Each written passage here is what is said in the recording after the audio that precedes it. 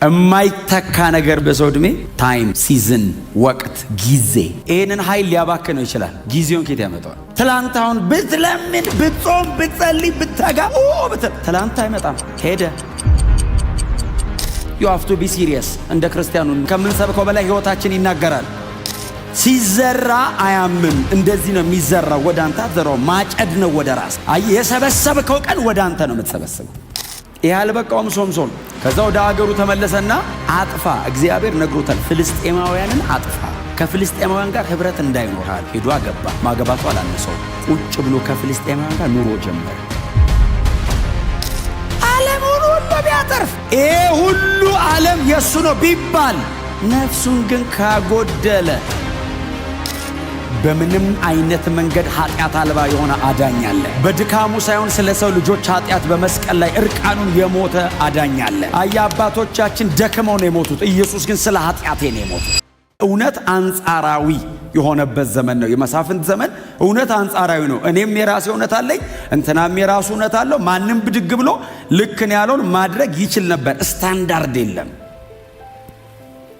የእግዚአብሔር ሕግ ጸጥ የተደረገበት የእግዚአብሔር ሕግ ተቀምጦ ሰው በልቡ መልካም መስሎ የታየውን የሚያደርግበት እጅግ በጣም አስጨናቂ፣ ስፔሻሊ ደግሞ ለጻድቅ ሰው በጣም አስጨናቂ፣ እንደ እግዚአብሔር ሕግ እንደ እግዚአብሔር ቃል በንጽህና ልኑር ለሚል ሰው እጅግ በጣም አስጨናቂ ዘመን ነበር የመሳፍንት ዘመን።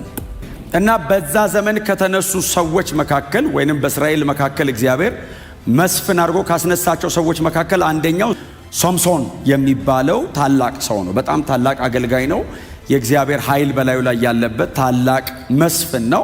መጽሐፍ ሲናገር እናቱም ጸነሰች፣ ከዚያም በኋላ ተወለደ፣ ሶምሶን ተወለደ።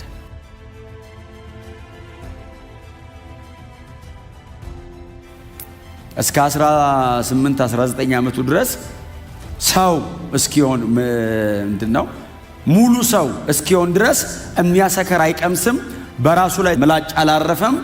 በጥንቃቄ አሳደጉት ሶምሶንን። ማኑሄና እናቱ ተጠንቅቀው መውጣት መግባቱን፣ ምክንያቱም እግዚአብሔር ይሄ ልጅ ከመጸነሱ በፊት ነግሯቸዋል። ናዝራዊ ነው፣ የኔ ነው፣ ለእናንተ ብቻ ሳይሆን ለራሴ ምን የሰጠኋችሁ። ተጠንቅቀው አሳደጉት። እስከ 19 ዓመቱ ነው ይህን ልጅ መንከባከብ የምትችለው። በ19 ዓመቱ ሲያድግ በጾርዓና በኤሽታኦል ሸለቆ መካከል በዳን ሰፈር የእግዚአብሔር መንፈስ ሊያነቃቃው ጀመር ይላል። ሰውየው የሚነቃቃው ቤተ መቅደስ አይደለም። ሰውየው የሚነቃቃው ቸርች አይደለም። ሰውየው የሚነቃቃው ጫካ ውስጥ ነው። የሚወርድበት ኃይል የከተማ የቅጥር በር የሚነቀል ነው። ሰው አካባቢ አይነቃቃም፣ ይዞ ነው የሚሄደው።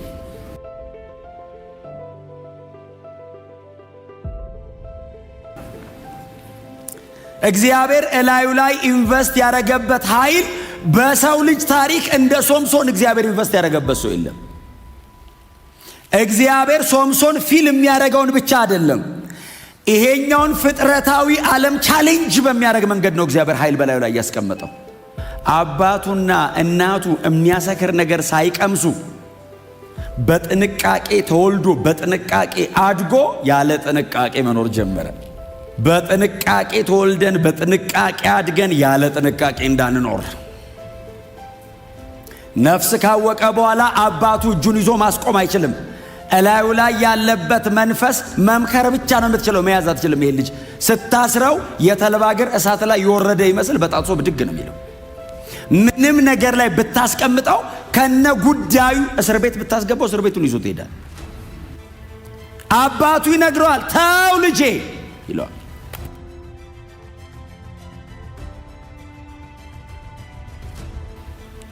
መጀመሪያ ያደረገው ነገር ወደ ተምና ሄደ፣ ፍልስጤም ሰፈር ሄደና አንድ ሴት ተወደደ ይላል። ከዛ መጣና አባቱ እንደዚህ አለው፣ አጋባኝ አለው። ልጄ አሉ፣ መምከር ነው አመትችል። ከእስራኤል መንደር ኪዳን ካለው ሕዝብ መካከል ላንተ የሚሆን ጠፍቶ ነው እዛ ሄደህ እንደዚህ ሚስታጋቡኝ የምትለው? ወድጃታለሁ፣ አጋባኛለሁ። እኸረ ሕጉ አይፈቅድም፣ አንተ ናዝራዊ ነህ፣ ካላጋባኝ ስለው ተው አለው። እግዚአብሔር ቅዱስ ነው ያላለው ቅዱስ አይደለም። ቅድስና ላይ በጣም ጠንካራ አቋም ያዙ። በጽድቅ ኑሩ፣ አታስነኩ፣ ድንበራችሁን አታሳልፉ። ምንም ይቅርባችሁ፣ ሕይወት ይበልጣል። ሕይወት ይበልጣል። ጌታን ገንዘብ ማድረግ ይሻለኛል ጌታን ትቼ ሌላ ነገር ከሚይዝ። ምንም ቀርቶብኝ አይገርማችሁም? የጌታ ኢየሱስ ክርስቶስ ንግግር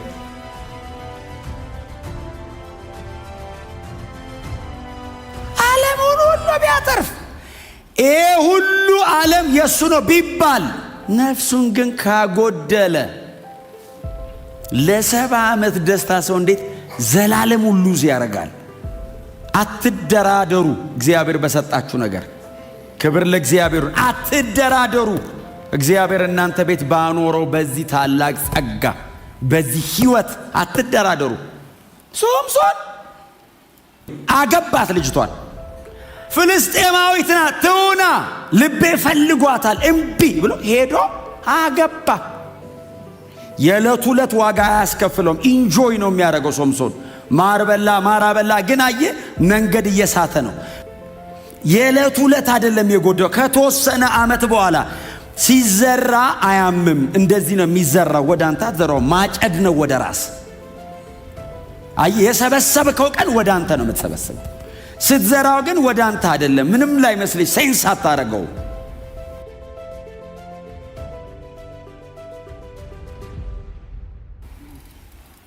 በጣም ማይነር የሚመስሉ ጥቃቅን ነገሮች ናቸው ለሰይጣን ግራውንድ የሚሰጡት። የሰይጣን ህጋዊ መቆሚያ ኃጢአት ነው። በሰው ህይወት ላይ እንደዚህ አይነት ልምምድ ካለ በስፒሪቹዋሊ በጣም ብዙ ኦፕሬሽኖች ሊኖሩበት ይችላሉ። ሊዋጋው ይችላል። ጠላት በጣም ይከፍትበታል ጦርነት። የትኛውም ውጊያ ከዚህ አይነት ነገር ጋር የሚያዝ ነው እያልኳቸው አይደለም። ግን ኃጢአት እያደረገ ግን ሰው በፍጹም አታክ ያደርገዋል። ይሄው ደግሞ ደግሞ ደግሞ ደግሞ ኃጢአት እንዲሰራ ያደርገዋል። ደግሞ ደግሞ ይሄ አልበቃውም ሶምሶን። ከዛ ወደ አገሩ ተመለሰና አጥፋ፣ እግዚአብሔር ነግሮታል፣ ፍልስጤማውያንን አጥፋ ብሎ ነው የነገረው። አጥፋ፣ ከፍልስጤማውያን ጋር ህብረት እንዳይኖር አለው። ሄዶ አገባ። ማገባቱ አላነሰው። ቁጭ ብሎ ከፍልስጤማውያን ጋር ኑሮ ጀመረ። እነሱ እድል ካገኙ እኮ ይገሉሃል። እነሱ እኮ እያመቻቹት እኮ ነው። የሚገሉበት ነገር እኮ እየፈለጉ ነው።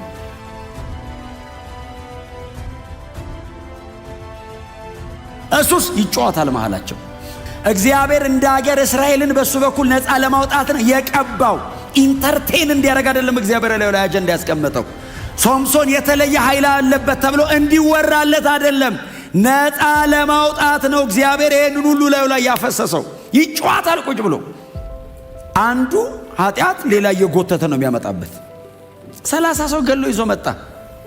በዚህ ምክንያት ተበሳጨልና፣ ስሙኝ፣ ተበሳጨልና ተነስቶ ወደ አባቱ ቤት ሲሄድ ሚስቱን ይኸውላችሁ፣ እዩት ምን አይነት ላይፉን እንዴት ሚዝረብል እንዳረጉበት። ሚስቱን ወስደው ለመጀመሪያ ሚዘው ዳሩበት ይላል። አባቱ ቤት ከርሞ ተመልሶ ሲመጣ ሚስቴ ሲል በቃ አንተ ወደ አባቱ ቤት ሄድክ እኮ መስሎን ለመጀመሪያ ሚዜ ዳር ናት። እንደውም ሁለተኛዋ ልጅ እንደውም እኮ ከሷ የተሻለች ቆንጆ ናት፣ ለምን አታገባትም አሉት። ሌላ ህይወት፣ ሌላ ፕሮግራም፣ ሌላ አሳይመንት ይሰጡታል።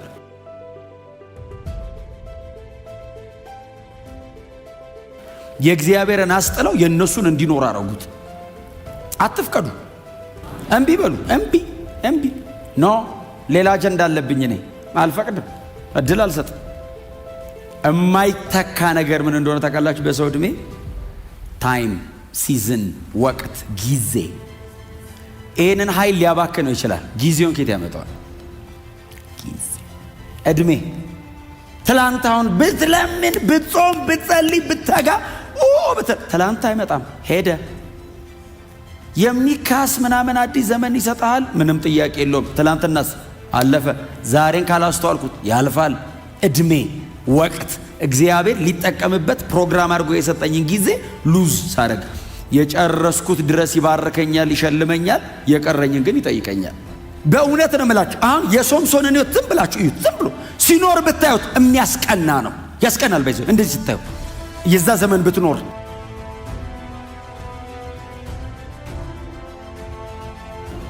ካለቀ በኋላስ አሁን እንደና እንዳንተ ቁጭ ብሎ የሚያነባውስ ምን አለ ቢጨክን አትሉ? ምን አለ ትንሽ እንደው ያዝብ ያደረገው? ምን አለ ይሄንን የሚያክል ኃይል ለእግዚአብሔር አጀንዳ ቢያውለው? በዚህ አይነት መንገድ አይሞትም፣ በክብር ይጨርስ ነበር። በክብር አልጨረሰም። ከሶምሶን ጋር ማን ነው አይምሯቸው ላይ የሚመጣው? ይህንን ሁሉ ኃይል ተሸከመ። ሶምሶን ፌል አረገ። የተለየ ኃይል የለበትም፣ ጨካኝ ነው። በጣም ሰክሰስፉል ነበረ ዮሴፍ። ግብፅ እኮ ነው ዮሴፍ። ግብፅ እንደዚህ የከተማ የቅጥር በር የሚነቅል ኃይል ቢኖረው ዮሴፍ እስር ቤት በሰላም ታስሮ ይቀመጥ። ሶምሶንስ ቢሆን እስር ቤት እዚህ አካባቢ ነበር ነው የሚያስብልህ። ይዞት ሄዶ መንገድ ነው የሚያደርገው እስር ቤቱን ሜዳ። ይሄ ዊዝደም አለው፣ ህግ ይጠብቃል፣ እግዚአብሔርን ይወደዋል። ዲሲፕሊን ነው፣ ኮሚትመንት አለው፣ ዲተርምን ነው።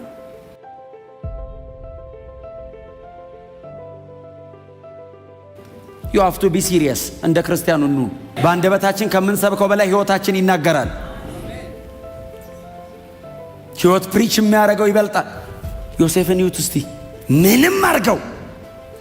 አሁን እንደ ዮሴፍ እድል ነበረው ሶምሶን? አልነበረው። የጳጢፋራ ሚስት መጣ፣ ማንም በቤት ውስጥ የለም፣ አብረን እንተኛ አለች።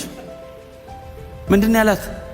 ማንም ባያየኝ በእግዚአብሔር ፊት ምን ማለት እንደታውቃል? ወደ ጎን የሚያየኝ የለም፣ እንደዚህ ያየኝ ነው አላት። ይሄው አለ ከላይ በሱ ፊት እንዴት ይናደርጋል? ጨርቁን ይዛ ኤግዚቢት ተገኝቶበት ነው ምንለው እኮ እኛ ራሱ ብንሆን ምን ለብሰ ተገኘ አይደል እንዴ ነው እኮ ምንድነው? በጽድቅ መጨከኑን ማን አብሮት ይቆማል? እግዚአብሔር ካልሆነ 14 ዓመት እኮ ነው ዋጋ እኮ ያስከፈሉት። እያገላበጡ እኮ ነው እኮ ምጣድ ላይ ጥደው ሙክክ ያደረጉት ልጁን። ሙሴ ከናን አልገባም፣ ዮሴፍ ገብቷል። ታውቃላችሁ? ዮሴፍ ሊሞት ሲል እንደዚህ ያላቸው የእስራኤል ልጆችን ሰበሰበና ግብፅ እኮ ነው። ዮሴፍ ከሞተ እኮ ከ100 ዓመታት በኋላ እኮ ነው የወጡት። እንደዚህ ያላቸው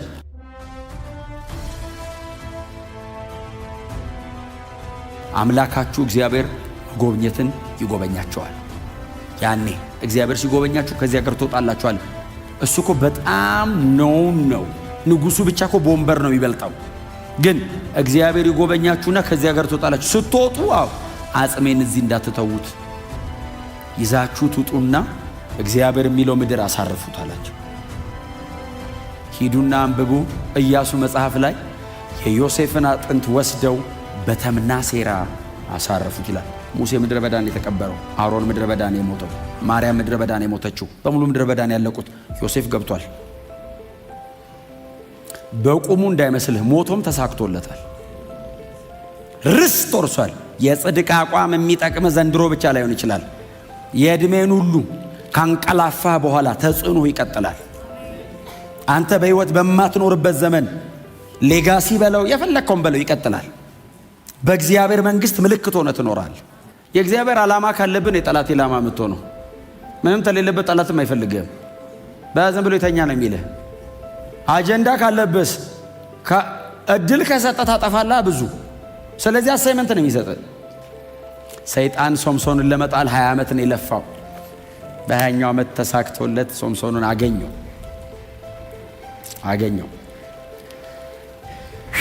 የአዲስ ኪዳን መሪያችን ኢየሱስ ነው። ሞዴላችን ክርስቶስ ነው። የሚታደገን መስፍናችን ኢየሱስ ነው። ንጉሳችን ክርስቶስ ነው። የመሳፍንት መጽሐፍም ላይ አፍተሮል እነዚህ መሳፍንቶች እንደ ጥላ ናቸው። 11:28 ላይ የእስራኤል ታዳጊ እግዚአብሔር ነው የሚለው። እግዚአብሔር ነው የእስራኤል ንጉሷ ነው የሚለው። ምዕራፍ 6 ቁጥር 28 አካባቢ ጌዲዮን ለእስራኤል ሰብስቦ ንገስብን ሲሉት እኔ ንጉሳቸው አይደለሁም እግዚአብሔር ነው ንጉሳቸው አላቸው። እነዚህ ጥላ ናቸው። ይደክማሉ፣ አቅም ያጣሉ፣ ኃይል የላቸውም። በተለያየ አጋጣሚ እንከን፣ ሽንፈት፣ ድካም ይታይባቸዋል። ፍጹም አዳኛለን። በምንም አይነት መንገድ ኃጢአት አልባ የሆነ አዳኛለን። በድካሙ ሳይሆን ስለ ሰው ልጆች ኃጢአት በመስቀል ላይ እርቃኑን የሞተ አዳኛለን። አያ አባቶቻችን ደክመው ነው የሞቱት። ኢየሱስ ግን ስለ ኃጢአቴ ነው የሞተው። ስለ እኔ ሲል ነው። የሰራሁት በደል የሰራሁት ኃጢአት ሞት ያስከፍለኛል። ስለዚህ ያንተን ሞት አምጣ ብሎ ኃጢአት የማያውቀው እርሱ ስለ እኔ ኃጢአት በመስቀል ላይ ሞተ። ፍጹም አዳኛለኝ። አዳኝ አልፈልግም። የሚነሳ መስፍን አልጠብቅም። ኦልሬዲ ተነስቶልኛል። ጌታ ኢየሱስ ክርስቶስ ስለ ኃጢአተኞች በመስቀል ላይ ሞቷል። እምናየው እምንከተለው ለዘላለም ነፃ ያወጣን መስፍናችን ከፊታችን አለ። ሞቶ አልቀረም። ሞትን ድል አድርጎ ደግሞ ተነስቷል። ለዘላለም በእግዚአብሔር ፊት ስለኛ እያበራ ይኖራል። ደግሞ በቅርብ ይመለሳል። ሃሌሉያ።